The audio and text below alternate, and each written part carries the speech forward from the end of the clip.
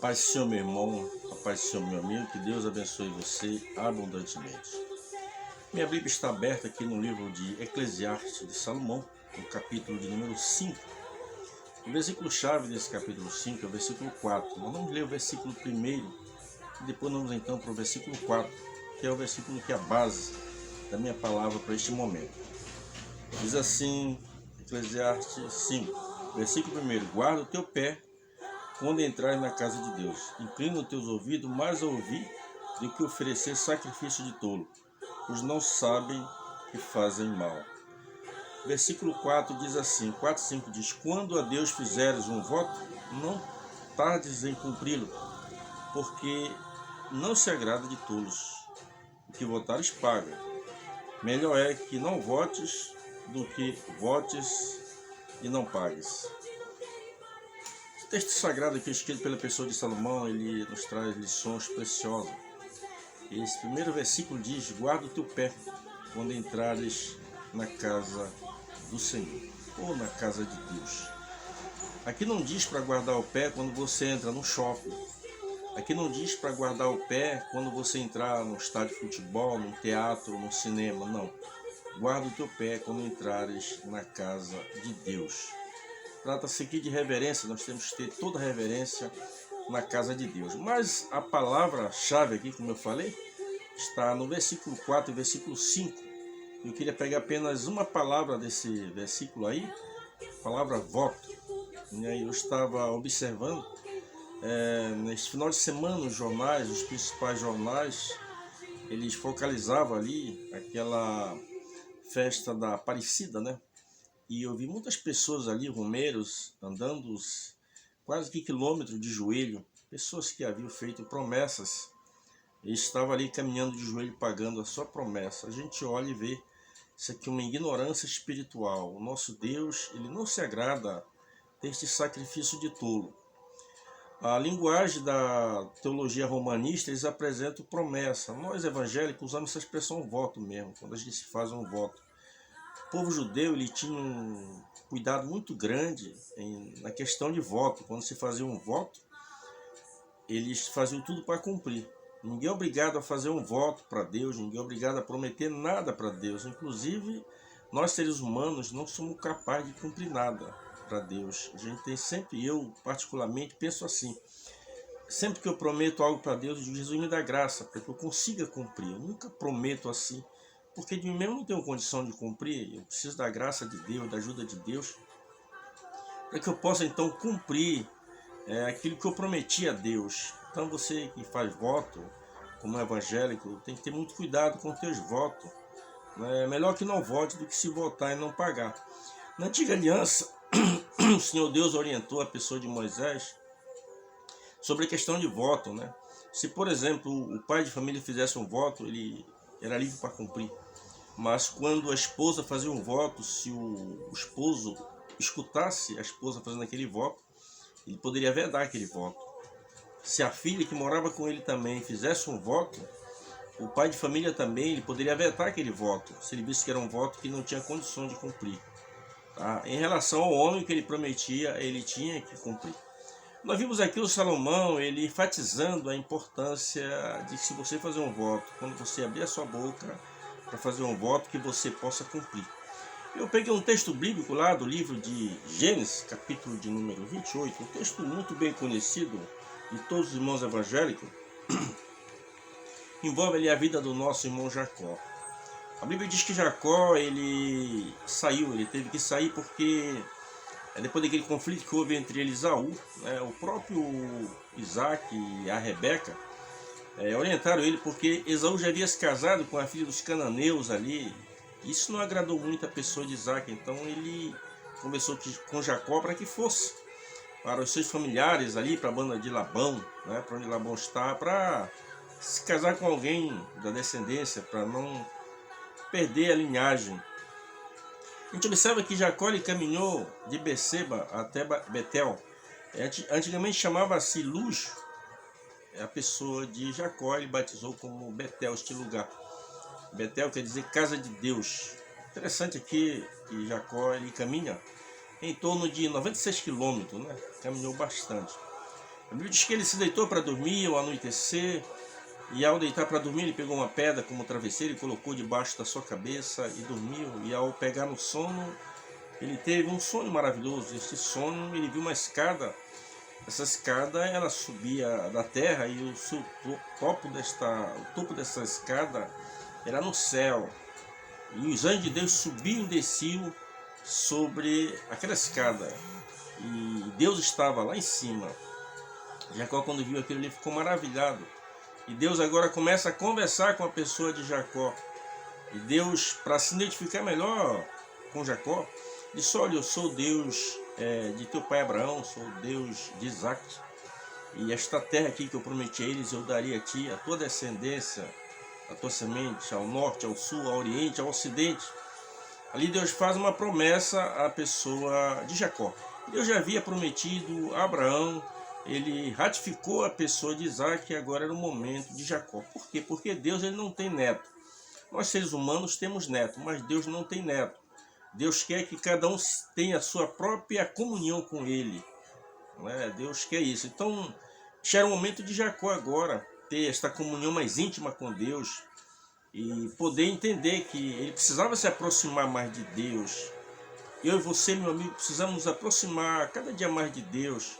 Nós precisamos de Deus. Nós sem Deus não somos nada.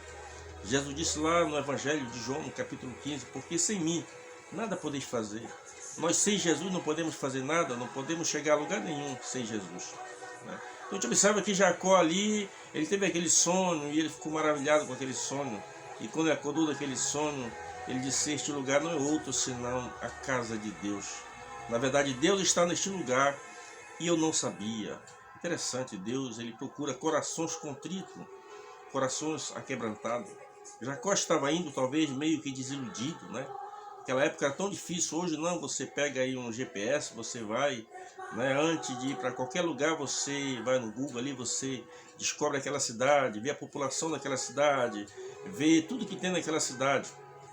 Nos dias da pessoa de Jacó não havia isso, mas Jacó saiu com aquela esperança e uma promessa que o seu pai Isaac, durante muitos anos, falou a ele sobre essa promessa que Deus havia dado a Abraão, quando disse: sai da tua terra, da tua parentela, da casa de teu pai, e vai para a terra que eu te mostrarei. Far-te-ei uma grande nação, abençoarei os que te abençoarem, amaldiçoarei os que te amaldiçoarem, e em ti serão benditas todas as nações da terra. E Jacó, durante muitos anos, ele ouviu seu pai Isaac falando, recapitulando estas mensagens, esta experiência da pessoa de Abraão com Deus. E Jacó se criou num lar assim, ouvindo essas promessas de Deus. Como nós hoje, como um servo de Deus, como crente em Cristo Jesus, estamos sempre falando para os nossos filhos, para os nossos netos, que Jesus em breve vem buscar a sua igreja. Esta é a mensagem que eu mais gosto de pregar, é sobre a vinda de Cristo. E nós falamos para os nossos filhos, para os nossos netos, para os nossos parentes, para os nossos amigos, que Jesus virá. Eu creio que assim mesmo era a pessoa de Isaac, quando se dirigia a Jacó. Olha, o Deus apareceu ao meu pai, ao teu avô, e deu promessas gloriosas, e essa promessa, Jacó, ela é para ti também. E Jacó foi ali, agora ele está dormindo ali. E quando ele acordou, ele teve impressionado, depois de ter esta grande visão. Interessante que tem pessoas que têm uma boa cama, um bom ar-condicionado, um bom conforto, só tem pesadelo, só tem insônia. Mas o homem de Deus, a mulher de Deus, onde ele reclina a sua cabeça, onde ele deita para dormir, ele consegue dormir o sono do justo. O caso da pessoa aqui de Jacó, e acordou e disse: este lugar não é outro senão a casa de Deus. Viveu uma das maiores experiências talvez que um mortal possa ver. Os céus abertos, os anjos de Deus em uma escada subindo e descendo. Coisa linda, coisa maravilhosa. Meu amigo, Deus também ele quer se particularizar com você. Os dias de Jacó passaram, os dias de Isaac passaram, os dias de Abraão passaram. Agora é o meu momento, meu amigo, agora é o seu momento, meu irmão, de nós viver a nossa experiência com Deus. Para vermos uma experiência com Deus, temos que recorrer ao Senhor através de uma vida de temor a Deus, de santidade, vida de oração, vida de íntima comunhão com Deus. Bíblia diz: chegai-vos a Deus e Ele se chegará a vós. Nós temos que nos chegar a Deus. Deus ele quer formalizar com você esse grande relacionamento. Você observa que depois disso Jacó, ele pegou, a Bíblia diz, no azeite e derramou sobre aquela pedra. Aquela pedra, ela simbolizava Cristo, aquele azeite, o Espírito Santo. E ele pegou aquele azeite e derramou sobre aquela pedra e fez um voto a Deus. Senhor, se tu fores comigo por onde eu for e tu me guardares, o Senhor será o meu Deus. O voto da pessoa de Jacó. Ele fez dois grandes votos aqui. Primeiro foi esse: se Deus levasse em paz, em segurança, e permitisse que ele tornasse um dia a casa de seu pai, que ele serviria ao Senhor, e que o Deus de Abraão seria o seu único Deus. E o segundo voto que ele fez, ele disse: o Senhor me abençoar em todos os meus caminhos, eu prometo dar o dízimo de tudo o que o Senhor me der. Você observa, a vida de Jacó foi marcada de muitas vitórias. Não vamos ver mais adiante. Alguns teólogos até dizem que Jacó tentou barganhar com Deus. Na verdade, aquilo foi o sentimento do seu coração, mas a gente vê ali uma sinceridade no coração. A sinceridade era tão grande que ele cumpriu na risca esse voto que ele prometeu a Deus. Você tem feito um voto a Deus, meu irmão? Você tem feito um voto a Deus, meu amigo? Para a linguagem dos católicos, é uma promessa, mas faça a Deus. Né? Eu repetindo aqui, voltando ali ao início desta mensagem, quando eu vi as pessoas ali subindo naquela romaria de joelho, né? O joelho sangrando, ali para pagar uma promessa a uma imagem, que ela tem olhos, mas não vê, ela tem boca, mas não fala. A Bíblia diz que nenhum som sai da sua garganta. Ela tem ouvido, mas não ouve. Tem mãos, mas não apalpam. E a Bíblia diz que os que adoram as imagens, eles serão semelhantes a elas. Você já imaginou? Talvez você diga: não, mas eu adoro a imagem, eu vejo normal, eu ouço normal, eu falo normal. Mas espiritualmente falando, meu amigo, você é surdo, você é cego. Espiritualmente, você é um coxo espiritual. E você precisa abandonar essas imagens. Eu sei que as pessoas que nasceram no catolicismo amam a imagem.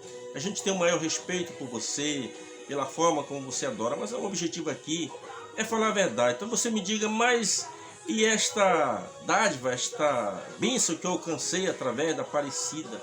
Eu quero dizer que não foi a Aparecida que fez por você, não. Quem fez foi Deus. Foi Deus que proporcionou esta graça para você. E eu lhe afirmo categoricamente, através da Bíblia. O nosso irmão Tiago diz que toda boa dádiva, todo dom perfeito vem de Deus, o Pai das luzes, de onde não há sombra de variação.